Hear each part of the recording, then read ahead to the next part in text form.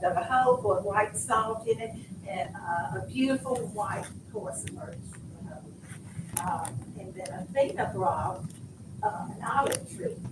And of course, it will live for close to 100 years with your olives, with your olive oil. So the gods ruled that Athena brought the best gift, so that's why it's called Athens. And this is a Greek temple tree, I think. And Paul the Agora, which is the marketplace, would have been up there too, so I'm sure Paul was up there too. That's how well he shared it. This is Mars Hill. You can't really tell that much about Mars Hill because it's a bunch of people that were together that said, let's make our picture here. But this, of course, was where Paul had to defend himself against the Jews and what they were trying to do.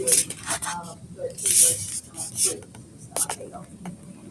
The next one is what? Anyway,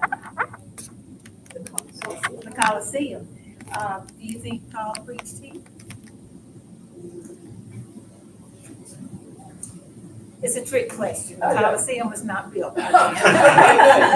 But that's just so well known in Athens.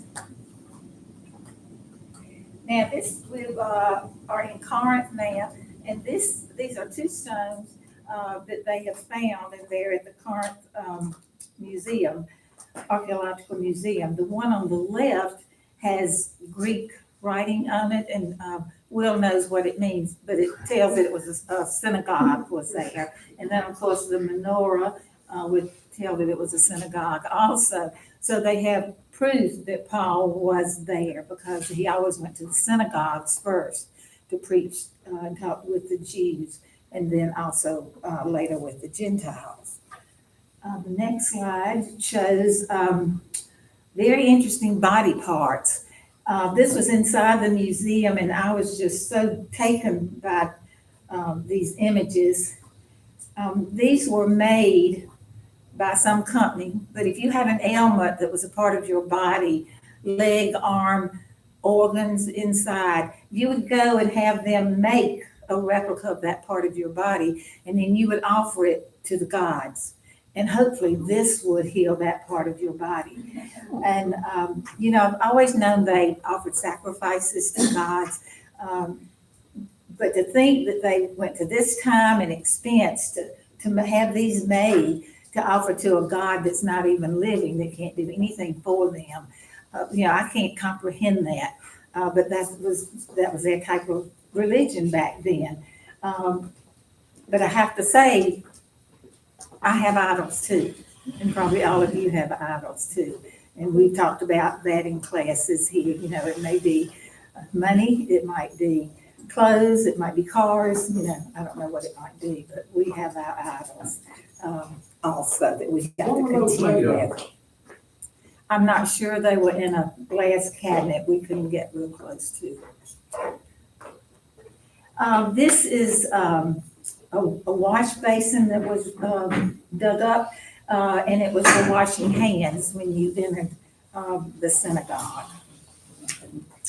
These next two pictures show two pictures of the Bema, B-E-M-A. The one closest to me shows it from a distance so that you can kind of see some of the ruins around it and what it looked like. The far one on the left shows where the people are standing on it. This is where Paul would have stood. This is where they did trials. If you were convicted of something, you would be brought here, and your accusers would lay out their case for you. And they did for Paul, and they said he is blaspheming the Old Testament leaders because he's not saying that what they are telling is true, and he's talking about somebody crucified and rising from the dead. And the judge said, this is religious, you have to decide this among your own, and he let Paul go. The next slide just shows the word Bema that was on the front of this ruin, so you could see the name. This is like the original slide at the beginning. Laura and Jay are walking on the actual stones that Paul walked on in Corinth. They have been there that long. And when we walked down, we just got so excited. We're walking with Paul walked, and we're about ready to do a dance. But it's just incredible to go places where you really know that Paul has been there before you, almost 2,000 years ago. All right, and now we're going to move on to Ephesus. When Jesus was on the cross, he asked John to take care of his mother Mary. And John moved to Ephesus, so he took Mary with him. And this is the location where her home was, Ephesus. Now, over there in that part of the world, Greece, Rome, Italy, Israel, if there's something important about a religious person, where they were born, where they died, where they live, they will build something over it. Usually a church, a basilica. This is a chapel that was built over the site where Mary lived. And it was a very beautiful place, lots of trees. And on our way to Mary's house, we saw a statue of Mary, which is on the far side. And then this was a rock wall, and you see these are little strips of fabric that were hung on the wall. And people wrote prayer requests on them, hoping that Mary would intercede and that they would have their prayers answered. It reminded me of the Wailing Wall in Jerusalem, because they used paper there. And I did learn there that they don't just let the papers disintegrate. They take them off and they do store them. All the prayers and requests that have been left there. But this is where Mary lived. Here we will see some more ruins of Ephesus. And Ephesus was a very big city. As you can see, we are walking down a hill, and it was marble slabs that we were walking on. And it was raining that day, and so it was very slippery. So some of the ruins I can't tell you what they are a ruin of, because we were watching where we were walking, and then we snap a picture, and then we look where we were walking again. But you can see the size of the buildings according to the height of the people. On the left hand, that was very interesting. Those are commodes. And I hope they had something over them. But of course, the way that did they? People. Yes, well, people, yes, but I mean, I hope they had a building covered that they were not out like this. Very back time, going to the back of the station. I know. Yeah. But I was just thinking that was very close together, close to me. Interesting. Yes. I had to put this picture in because I had on my gorgeous rain cover. This is the library in the back, and you see how tall it is. They must have had a lot of people who could read, intelligent people, to have a library of that size. And then we will go on. I don't know. This is the amphitheater. This is in Philippi, or either we moved it to the wrong place this morning. This is the amphitheater at the Philippi archaeological site, and they still have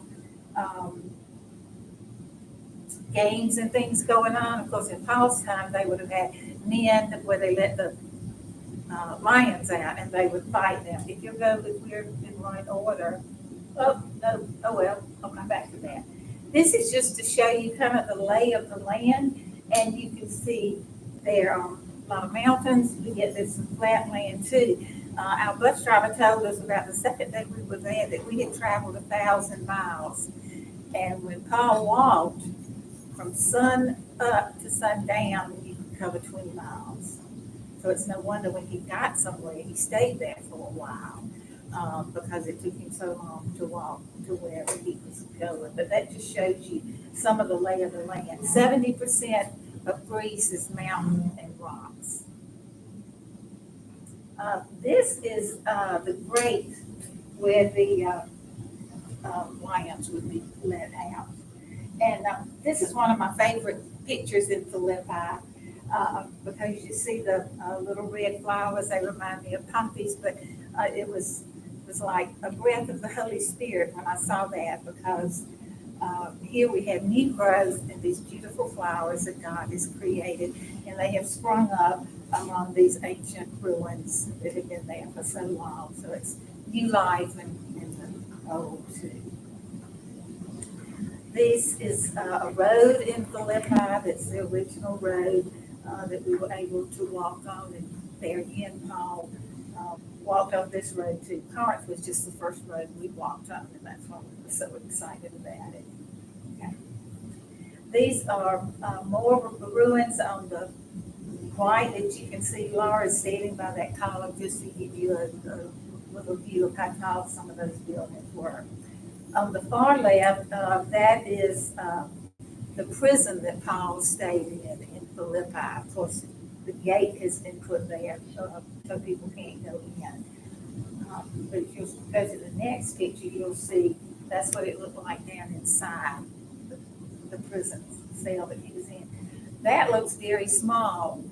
It looks rather lush with green grass, doesn't it? But you have to remember that this would have been covered, no windows. It was very dark, probably hot in the summertime, very cold in the wintertime, cramped conditions. Paul had no extra clothes with him, so he wore the same clothes all the time, every day, every night. So you can imagine what conditions might smell like in there. And we don't know what kind of bathroom facilities they had either. So prison life was abominable, really difficult for Paul and the other prisoners. This is not related to Paul's journey whatsoever, but we were driving down the road and people started yelling on the bus, and that is the Olympic flag being carried through Greece, because it was April when we were there, and so the Olympic flag had started its journey around the world to come to where we had the Olympics. Next one. This is the baptistry of St. Lydia. Here again, a church has been built where Paul met Lydia by the riverside. And it's a beautiful church. We'll see some more pictures in a minute. This is the river that you can see over on the left-hand side. It was a bubbly little brook, and it looked so clear and clean and fresh. And it was cool, a lot of shade. Behind Dr. Taylor, who's standing up, that's an altar that was built in the center, and then there were rows of, like an amphitheater, a very small one, around it, and we had a devotion there. And Dr. Taylor, who was the minister who led our group, asked us to think about if our life had been changed and how it had been changed while we had walked these steps of our second missionary journey. And of course, it made a huge difference in my life. And so he asked if we would like to rededicate our lives. And we did, and he gave each one of us a blessing and anointed our hand with oil. And I had a picture of that, but it is in the cloud somewhere, I guess. We lost it somehow. You can see there an original baptistry outside. It is still usable. I don't know how many people do use it, but they do have one inside the church. This is just to show you what the church looked like inside. It was very beautiful, had lovely artwork. The picture on the left just shows you some more of the church and how ornate it was. This blue pedestal is a baptistry that's inside. And the guide that we had the whole time we were in Greece, because we had guides in each of these cities that we went to who knew even more. But our guide was very knowledgeable, and she said they would take the babies and they would dunk them 3 times, and she did like this. Now, whether they went completely under the water or just they put most of their body in, but they were not sprinkled like Presbyterians. But that was an interesting fact, because I assumed a baptistry looked like that, they would have been sprinkled. Is this still an active church? Yes, It is. yes. More artwork, for time's sake. These are icons, And I think of the Catholic churches having icons, but you see a lot of icons in Greece. We saw particularly them in the monasteries. This is Paul right here, and that's what Paul will look like in every icon that you see. They always use the same pose, the same picture. That is Lydia on the far side. Anytime you would see Lydia, you would be able to recognize her because she's going to look like that. Peter always had the same face and shape. Jesus always had the same face. Even as a child, we had the opportunity to go to a business that made these icons. And there was a gentleman there about 90 years old in a long black robe. I don't know if he was a monk.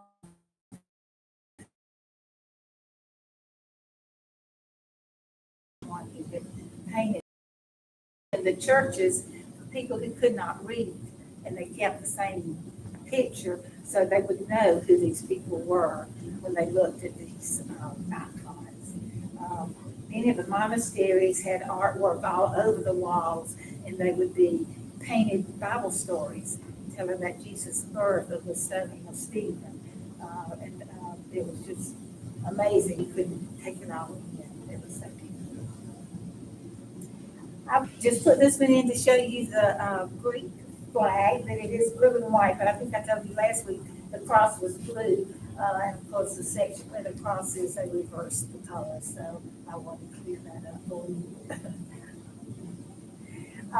This was actually in Corinth, I believe, but I wanted to show a picture of our whole group, because I told you Flat Paul, this is Flat Paul, who went with us on our trip, was in every group picture, and there he is, right there, front and center. Okay, and before we go on to Rome, this was an extra trip, and of course, this was not part of Paul's second missionary journey. This is going to be talking about the end of Paul's life, so this would be the last time that Paul went to Rome. But I just wanted to say a little bit about Paul himself. This scripture that says that Paul was very content with whatever he had. He had had much, he had had very little, but he was content with whatever his life was. And of course, he said to live, to die is gain, because he is with Jesus Christ. Paul had no home, no place to lay his head. He had no clothes that he carried with him. He possibly did not have oil to put in the lamp so that he could write his letters. So he suffered greatly. We have our own home that we live in, and we have all the comforts of home. We have a closet, maybe 2 closets or more, just full of clothes, and he didn't have an extra pair of clothes. We have electricity. How could that be any better? And he had to have oil. It was probably still very dim for him to write his letters. So it kind of puts a lot into perspective, and it humbles you, or it did me, that Paul suffered those things every day. And yet, never in my life will I ever experience anything like he experienced. And yet, he was so content to be doing what God had asked him to do that I feel like I'm not doing enough, and I have prayed that God will show me what he wants me to do.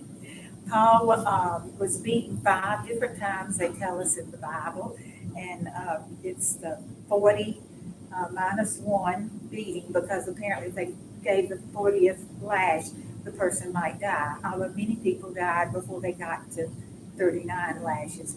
This was being beaten with ropes that had rods or metal spikes on the end of it. And Paul survived this 5 times, and of course that was only through the grace of God. He was shipwrecked twice. He was bitten by a viper. He was imprisoned several times, and he was brought to trial several times. So he did not live an easy life, but he never complained, and that's something I need to work on. I'm trying to have a pity party, but nobody comes but me.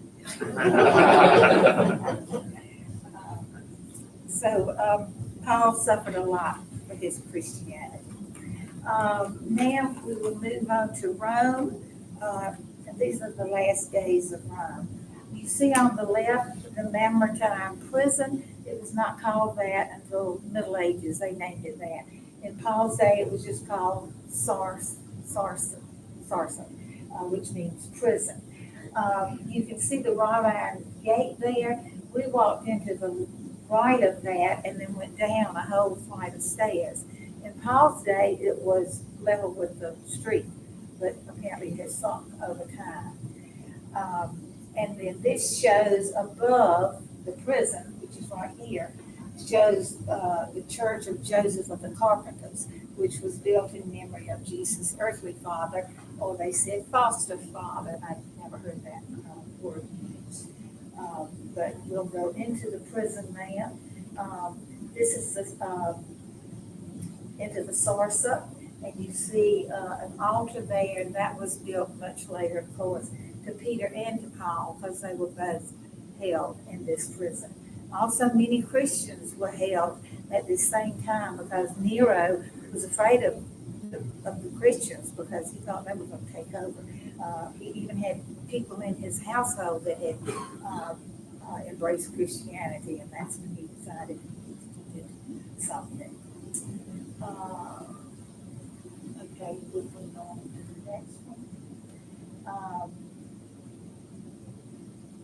You see the grate over there, that's the grate where Paul was lowered into the cell below. And it was not very big, but you have to remember people were smaller then than we are. That would also be the same place where his food would be lowered down. If anybody brought him clothes or a blanket or something, anything for him would have been lowered through there. This was just to show a mosaic on the wall, which you can see very well. We are now looking at the far picture, the inside of the cell below, which was called a tulianum. And that's not the grate, that's a reflection of the sun coming through the grate. They had put steps so you can go down in there. And as I walked down those steps, it was like I felt a chill because just to look at those rocks and how old they were. And another call was there because I've already talked a little bit about the conditions in a prison. They would have been horrible for Paul. He wrote Timothy in 2 Timothy 4:13. Remember the cloak I left with somebody? Would you send that to me? So it must have been cold in the wintertime, and he was asking that a cloak be sent to him. And I thought about all the Christians that were in there with Paul.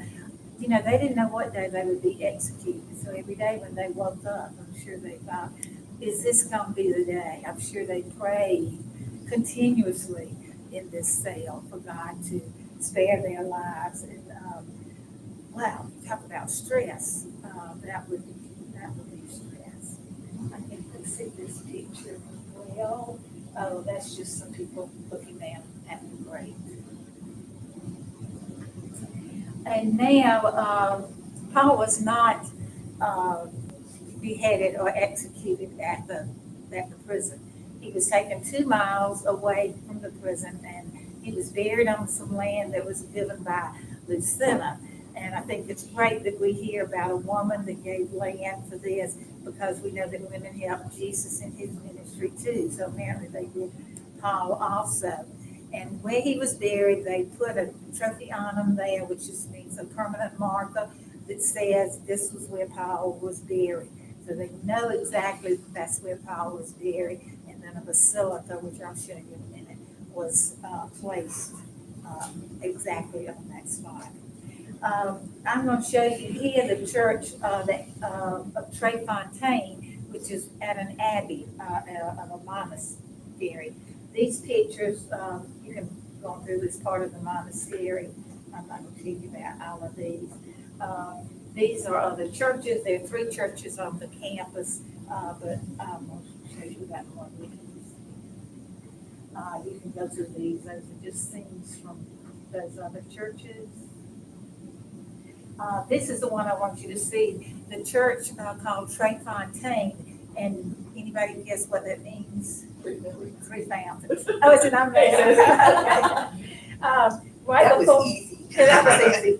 Right before you got to the steps to the church, this was roped off, as you can see. So these were rocks that were there originally that they just uncovered.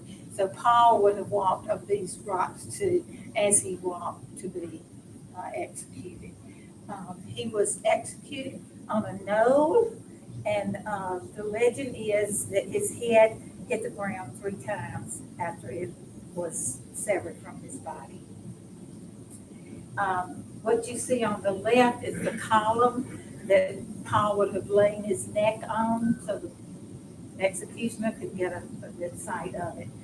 Here, if you can see, this is the column that Paul has his head laying on it, and that this guy is getting ready to do the act.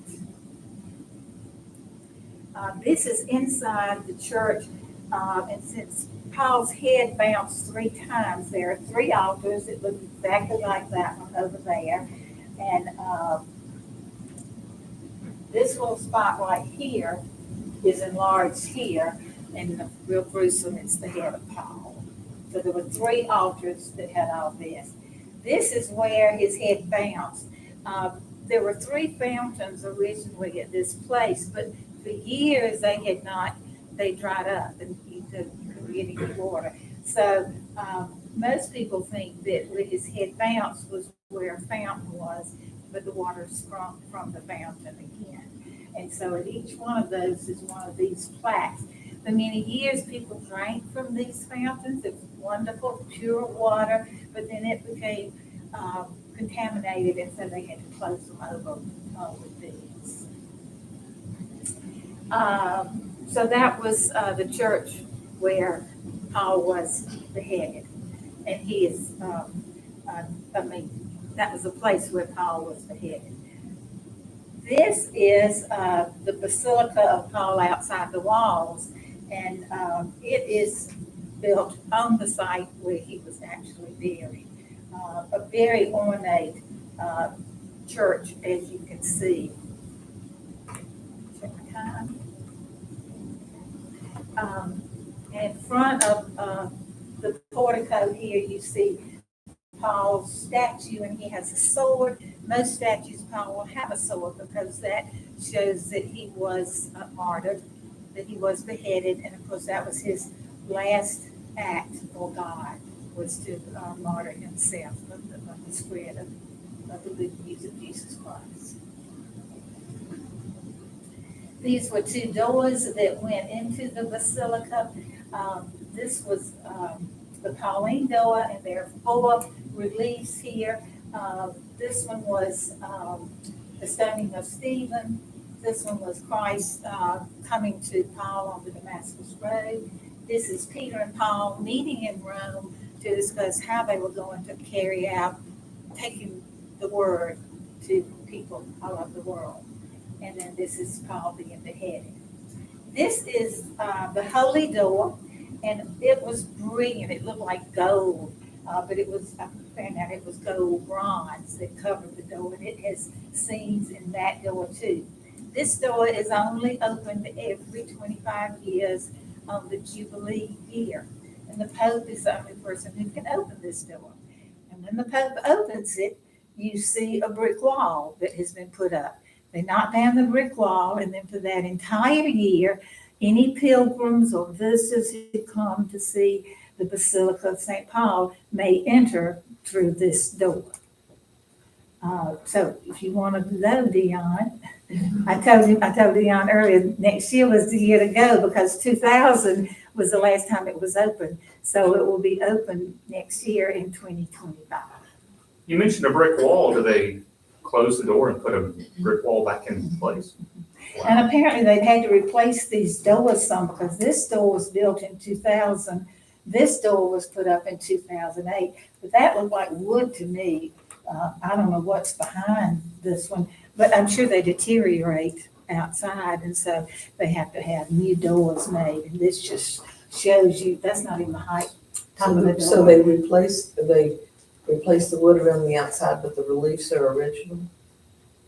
No, these were new reliefs. Oh, This okay. whole door was brand new. Now, I don't know if it was a copy of one that was there originally, or if they, whoever's commissioned to do it does their own thing. But I imagine the holy door pretty much stays about the same. But I thought it was interesting that they actually brick it up so nobody can try to get in the holy door unless it's open for them.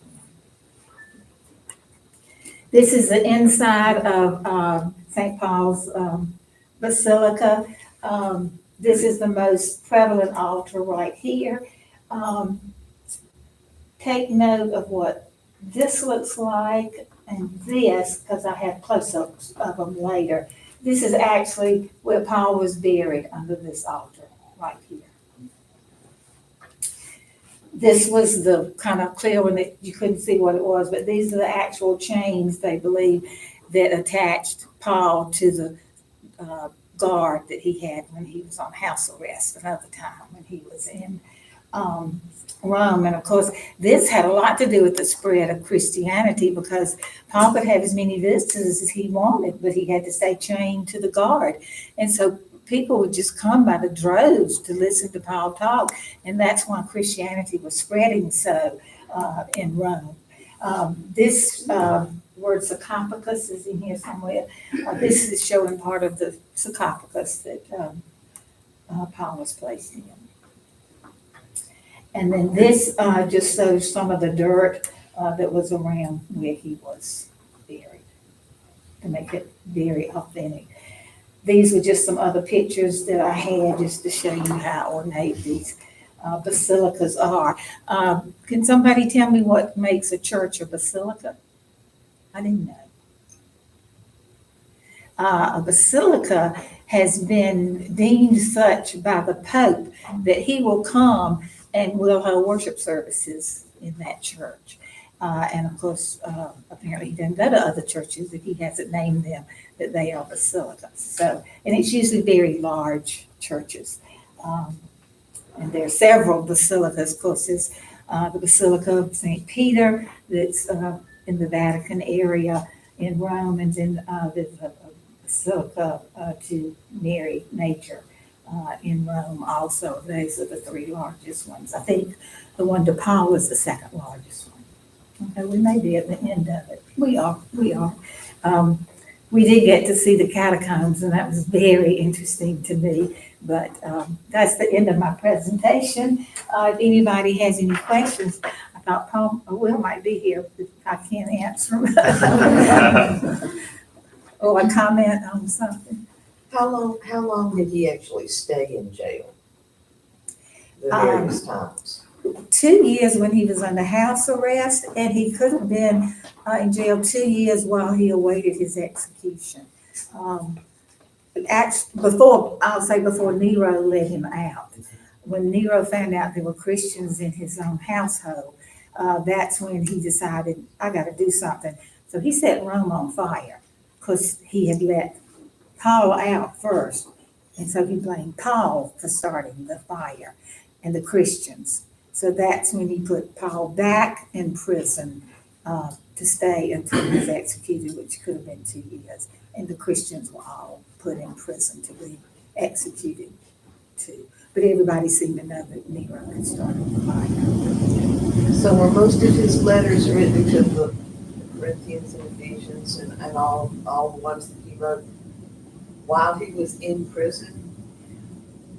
I wouldn't say all of them, because he wrote them from almost every place that he went to. There were 13 letters. I do know that. I can't tell you from where they were all written. I know that he wrote others besides the letter to Timothy when he was in Rome, because he was there for a period of time. But right now, So you think most of the letters were written before he was in prison rather than during his prison time? I can't definitively say. I just know he wrote several letters, and maybe that's how we got second letters to people, to churches. And I think that's the great thing. When Paul wrote these letters to churches, he always encouraged them. Some of them he had to admonish because they were not doing the work that he had left for them to do. But he always encouraged the churches in, don't we need affirmation, encouragement in our daily lives and the things that we do? And he was so good at that. I think that's probably why I like his letters so much. Thank you for the question. I'm sorry, I can't answer any better than that. You have pictures of the photographs, you want me to cycle through real fast? Yes, please. Want me to do that? I don't know about it. I didn't brief up on these, but this is showing, I don't know what the order they're in either. This is showing, when you walk through the catacombs, they just went all different directions. Somebody was a good engineer to find that many places. This is Domitilla Catacombs. It's the only one that has a basilica underground with the catacombs. 27,000 places were available in this catacomb. It was 4 stories high. We only went in one catacomb. The bottom floor is no longer used because water came into that one. You cannot go to the 3rd and 4th floor, so everything that I'll show you is from the 2nd floor here. This beautiful artwork, mosaics on the wall, is just not very good because, over time it's deteriorated. But this, I believe, is Mary, and you can make it out. There were 4 kings, 4 wise men that came to see her. And of course, we know that we say 3 because there were 3 gifts that were brought, but there could have been more than 3 wise men. So this has 4 wise men in this mosaic. This is another mosaic, and Jesus is at the top, and the disciples are divided 6 on either side. And I don't quite remember what was in the middle there. I didn't review all those notes. We could not take pictures. So these pictures came from this book. So I don't have many pictures of them, but the people, when the Christians were killed, this was the fastest way to get them somewhere and get them out of sight so they could bury them. The catacombs were made up of compacted volcano ash, just like what covered Pompeii. It was apparently easy and quick to carve out to have a place for a body to be buried. They would stack them on top of each other. They would put them over the archways.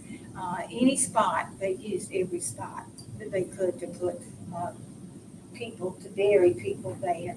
They also held church services there because they could be safe here.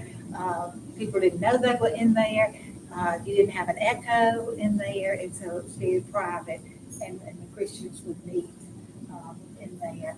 Of course, after the Christians were freed and were free to move around, they no longer used the catacombs, and then of course you had the grave robbers who came in.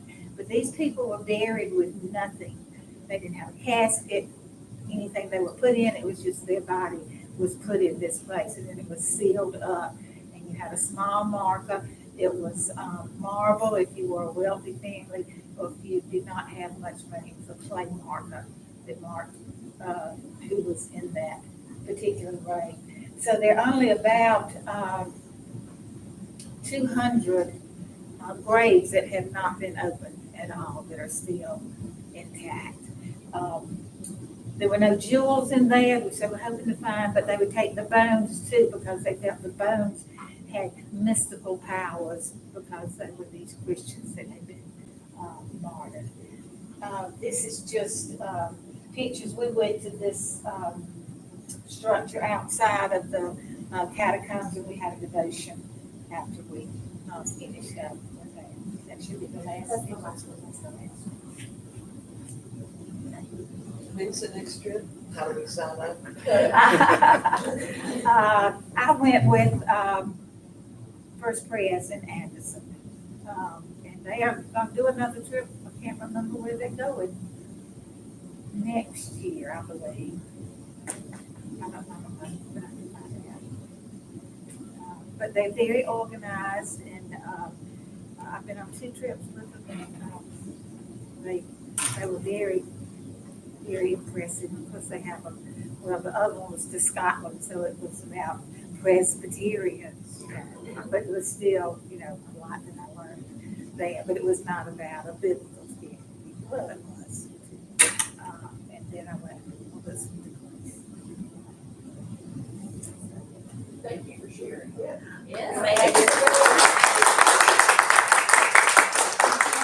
Some of my books, you are welcome to look at them because they're great pictures and information. Thank you so much. Thank you very much. Yeah. Nice. They're out here, you know, I got some out there. It'd be a great show.